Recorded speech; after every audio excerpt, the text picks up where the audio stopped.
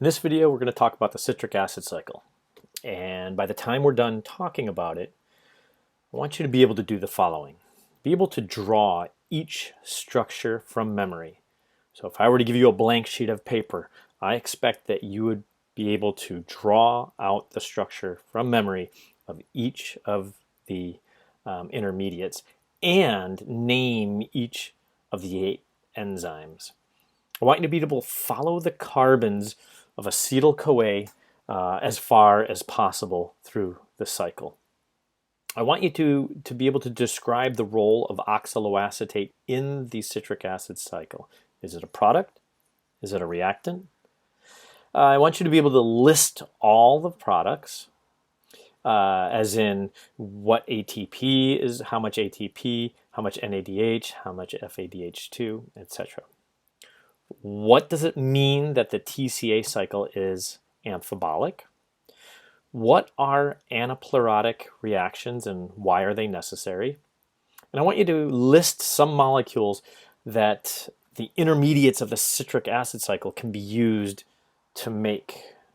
And finally, what is the similarities and differences between NAD+ and FAD? So the TCA cycle represents sort of a, or I should say acetyl-CoA sort of represents a bottleneck of catabolism, in that there are all sorts of various pathways a cell can use to achieve acetyl-CoA. There's a series of reactions that can convert amino acids to acetyl-CoA. There's a series of different reactions that convert fatty acids to acetyl-CoA.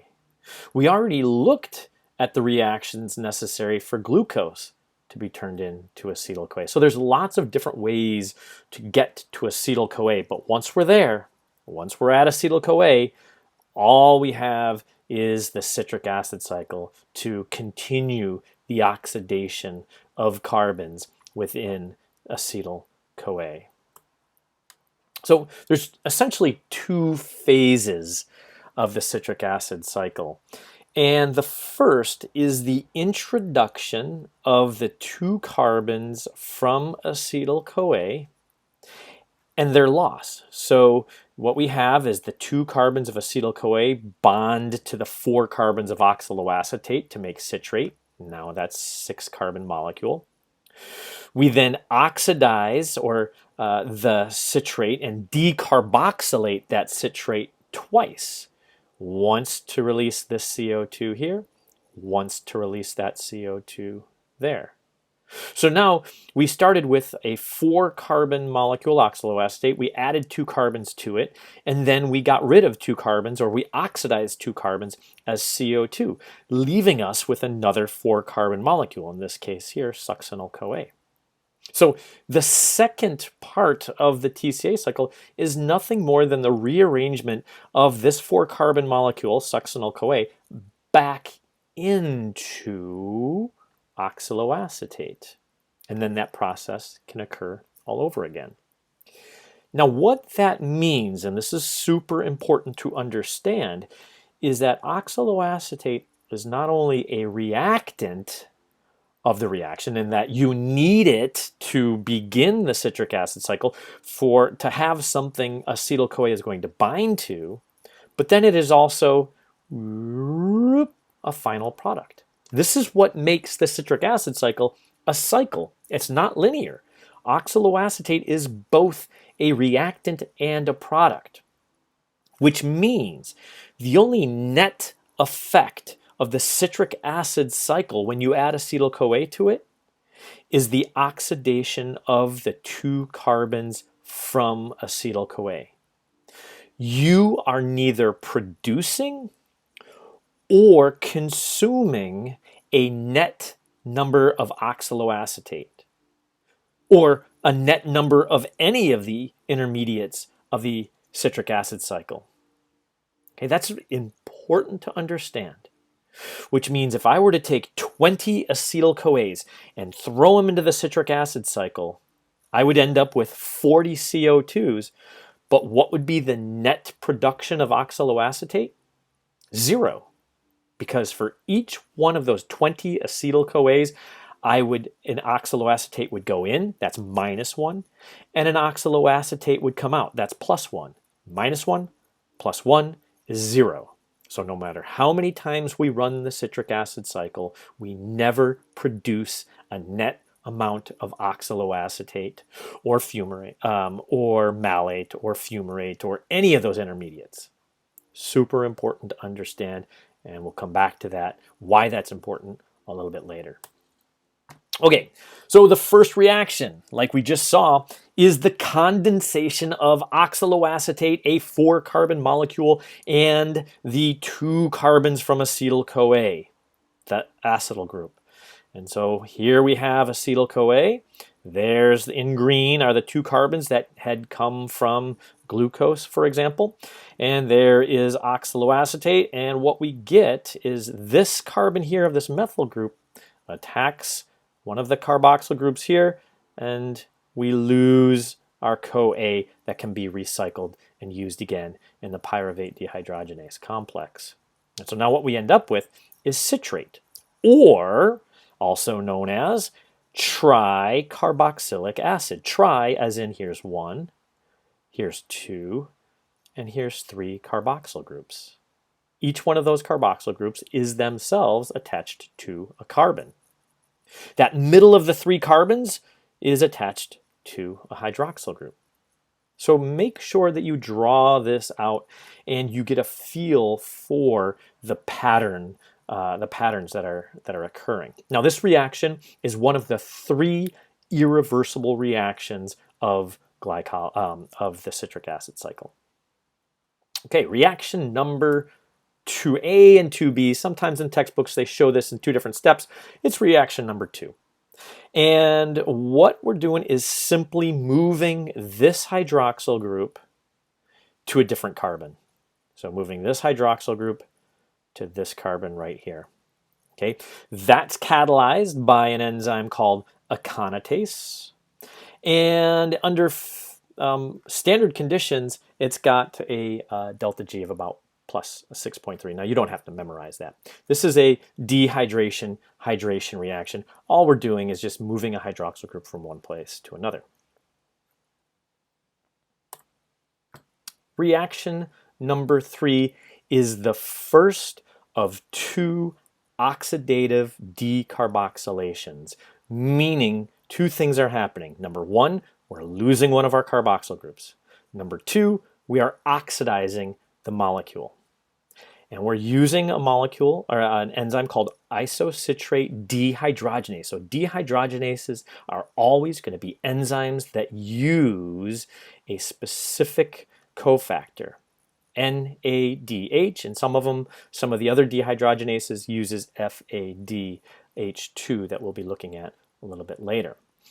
So what happens is this, is we are going to get rid of this carboxyl group right here, right? There it goes as CO2.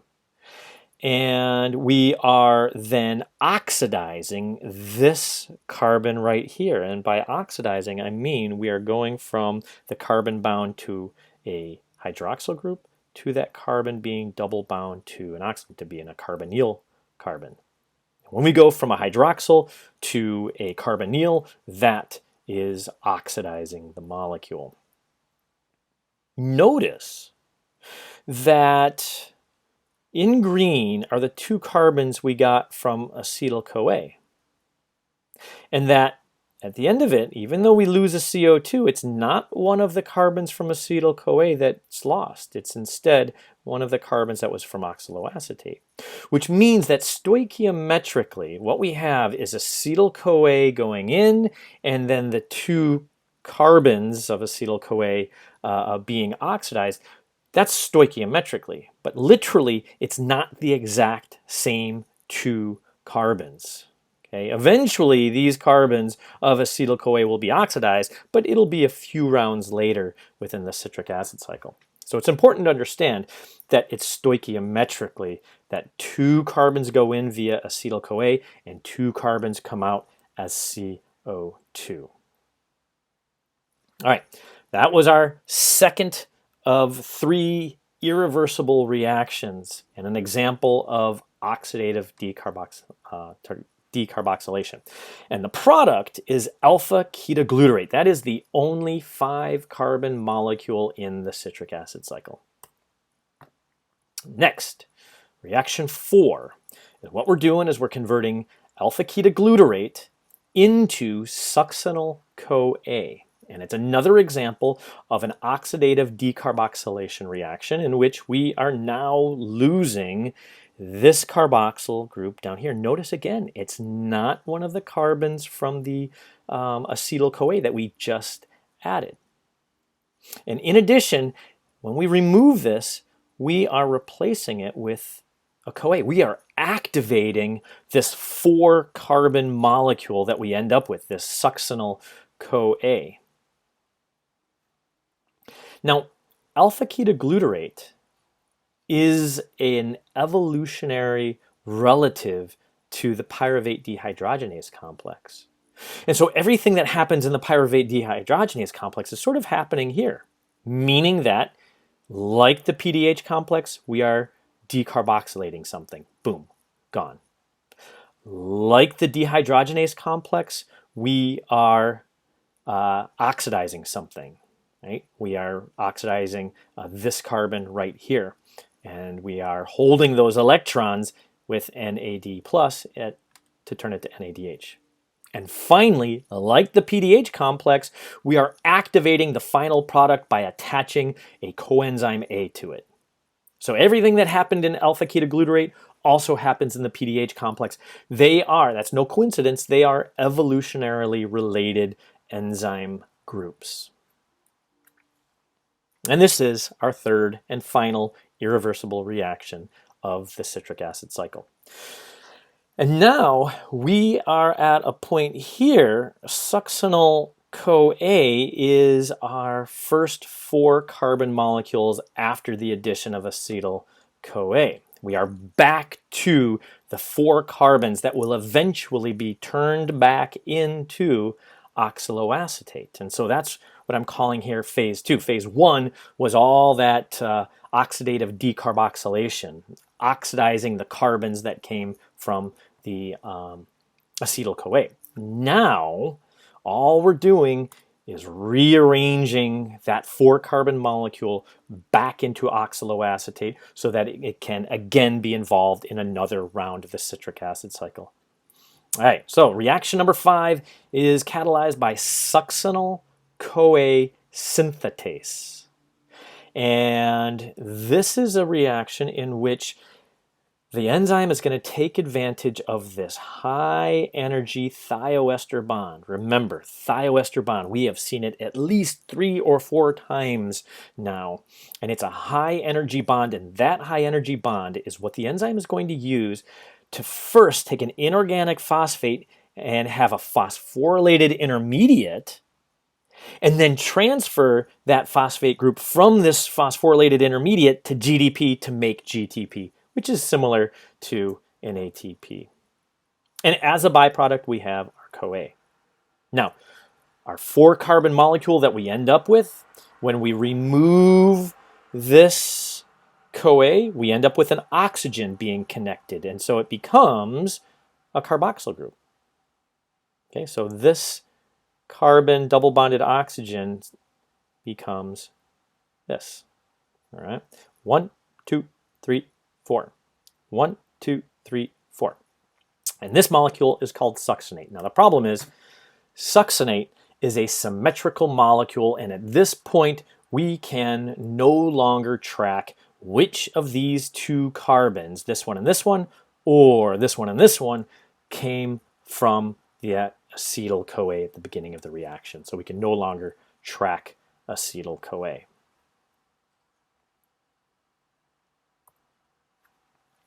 Next step is we are going to turn an alkane, this single bond between these 2 carbons, into an alkene. And that is catalyzed by an enzyme called the succinate dehydrogenase complex. So it's a dehydrogenase, but this dehydrogenase uses, instead of the stoichiometric cofactor of NAD+, it uses the enzymatic cofactor of FAD. So FAD is bound to the succinate dehydrogenase complex.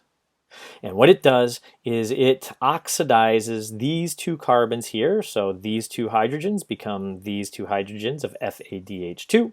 And now we end up with a molecule called transfumarate that has this double bond between these carbons. So we have oxidized this alkane into an alkene.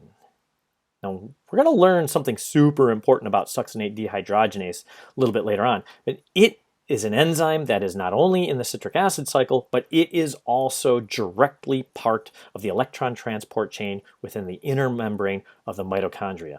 And that intersection between the citric acid cycle and the electron transport chain is absolutely crucial to remember. And I will remind you about that again when we get to the electron transport chain in the mitochondria a little bit later in the course. Now, why is this particular dehydrogenase using FADH2 and not NADH like the other dehydrogenases we're using? And the reason is oxidizing strength. It takes more oxidizing strength, the ability to rip electrons out, to turn an alkane into an alkene than it does to turn a hydroxyl into a carbonyl.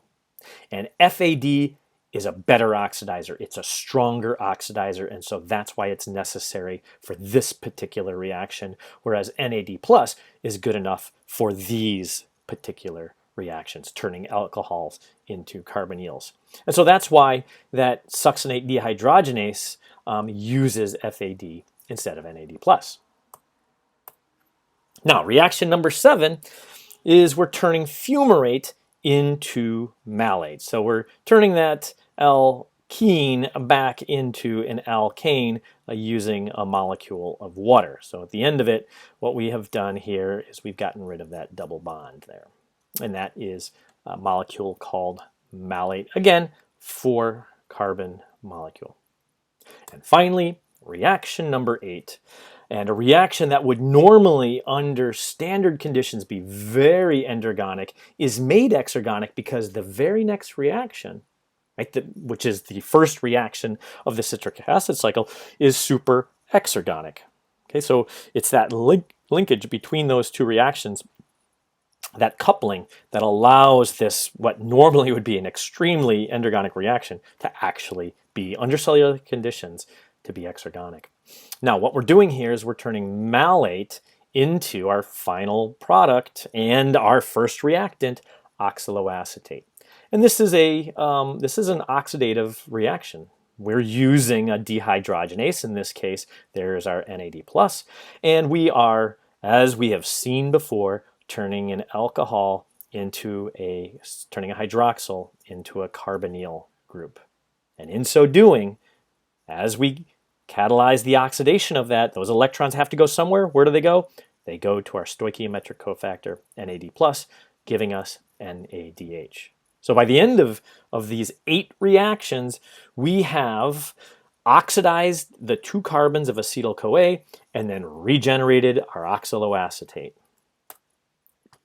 So our balanced equation then is we've generated 2 CO2, 3 NADH, 1 FADH2, and 1, it's actually GTP, but we're going to call it ATP because they are fairly synonymous in their role within the cell.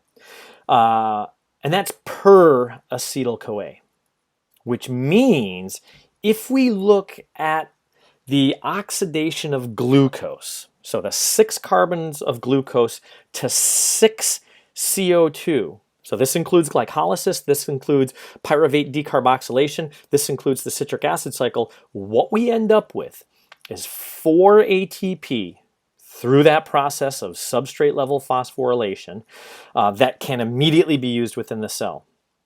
But the majority of energy is still tied up in the electrons of the FADH2 here and the electrons of the 10 NADH. And so when we start talking about the electron transport chain, that's where we're going to look at, okay, how are we going to harness this energy and this energy to make even more ATP? Again, we'll look at that in another lecture. Now, here's a super important point about the citric acid cycle. Not only is it involved in oxidizing acetyl-CoA, so being involved in catabolism, it's also involved in the production of a bunch of different biomolecules. So it's involved in anabolism. So citrate here, right, can make fatty acids and sterols. Alpha-ketoglutarate is involved in the production of a bunch of different kinds of amino acids. Succinyl-CoA is in the production of porphyrins and heme, and oxaloacetate is involved in a couple amino acids and pyrimidines necessary to make ATP and nucleic acids. But remember that when you take away any of these intermediates by using them to make other stuff, you can't just say, oh, I'll make some more by adding acetyl-CoA, because it doesn't work that way. Because to put acetyl-CoA into the citric acid cycle, you need an oxaloacetate. So to try to replace oxaloacetate, you're using an oxaloacetate. It doesn't work that way. So there's got to be a special way that cells can do to replace, to restock up on the intermediates of the citric acid cycle when they've been siphoned off to make stuff. And those are called anaplerotic reactions. These are reactions that are necessary to replace the reactants of the citric acid cycle that have been used to make other stuff. We've got, you don't have to memorize any of these specifically. We have pyruvate that we can turn into oxaloacetate. We got phosphoenol pyruvate we can turn it into oxaloacetate. We can take pyruvate and turn it into malate. But what I want you to draw your attention to is all of our anaplerotic reactions come from glycolytic intermediates. Right? We're taking these glycolytic intermediates, these essentially carbohydrate intermediates, and we're using them to increase the capacity of the citric acid cycle. Now, they're not going to be, we're not going to be having a net oxidation of these. That's not what the citric acid cycle does. The citric acid cycle simply uses them essentially as cofactors to oxidize the 2 carbons of acetyl-CoA. Okay, so please go through these reactions again and be able to go through and answer each one of these questions.